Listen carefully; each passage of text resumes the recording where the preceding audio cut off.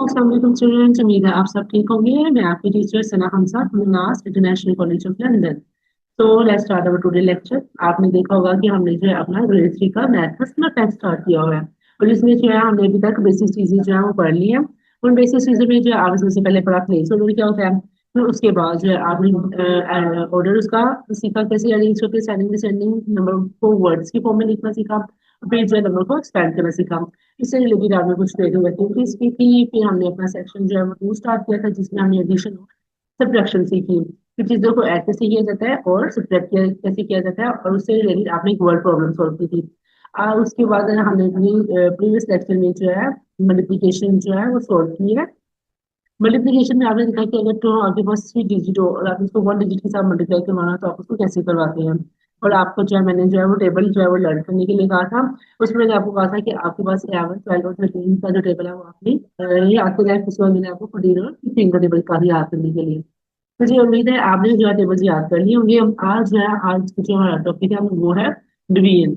अब डिवीजन जब बच्चे बहुत ध्यान से देखिए, बहुत सिंपल सी है। आज हम अभी हम 3 डिजिट और 1 डिजिट की डिवीजन सीखेंगे। फिर आहिस्ता आहिस्ता मैं आपको 2 डिजिट वाली डिवीजन भी सिखा दूंगी। अब जरा देखिए, पहला क्वेश्चन क्या है आपके पास, 648 डिवाइडेड बाई 3। आपको कहा जा रहा है ये एक नंबर है, आप उसको डिवाइड करवाना है 3 के साथ। उसके लिए आप क्या करेंगे, आपने क्या किया, डिवीजन का साइन लिखा। जो वैल्यू है 648 वो आपने हमेशा, जो फर्स्ट वैल्यू थी वो आपने हमेशा अंदर लिखनी है। ठीक है, ध्यान से जरा देखिए। उसके बाद आपने इसको किसी के साथ डिवाइड करवाना है, 3 के साथ। क्लियर। अब आपने देखा 3 के टेबल में तो 648 नहीं आता, जहां तक आपने टेबल याद किया वो 30 तक आके खत्म हो जाता है।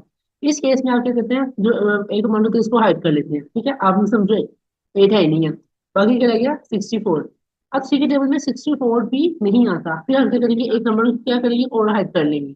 पीछे क्या रह गया 6। अब मुझे 3 के टेबल में 6 आते हैं, आते हैं ना बेटा, कितने टाइम्स, 2 टाइम्स। आप क्या लिखेंगे, 3 2 6।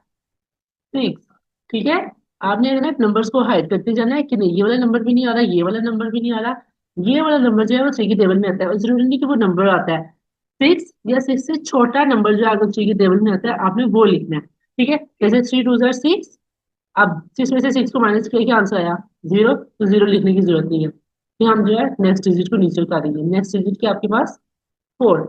अब मुझे बताया 3 के टेबल में 4 आता है नहीं, लेकिन उससे छोटा नंबर 3, देखिए 3 1 3।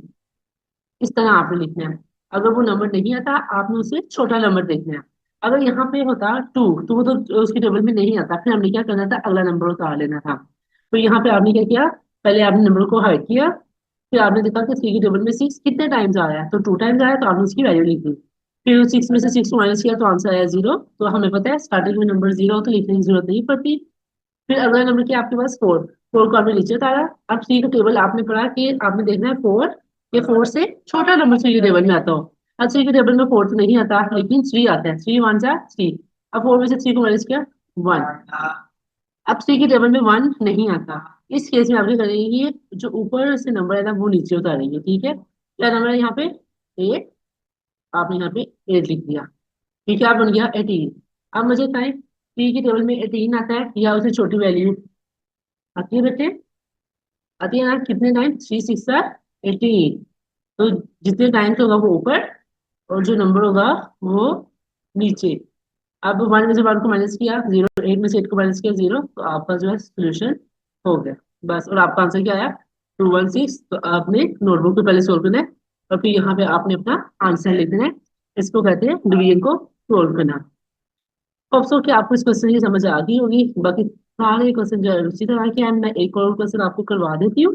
फिर जो है आपने बाकी क्वेश्चन जो है खुद करने हैं, फिर इनकी बहुत अच्छे से प्रैक्टिस करनी है। जितनी प्रैक्टिस करेंगे उतना जो है आपका ये डिवीजन जो है वो ठीक होगा।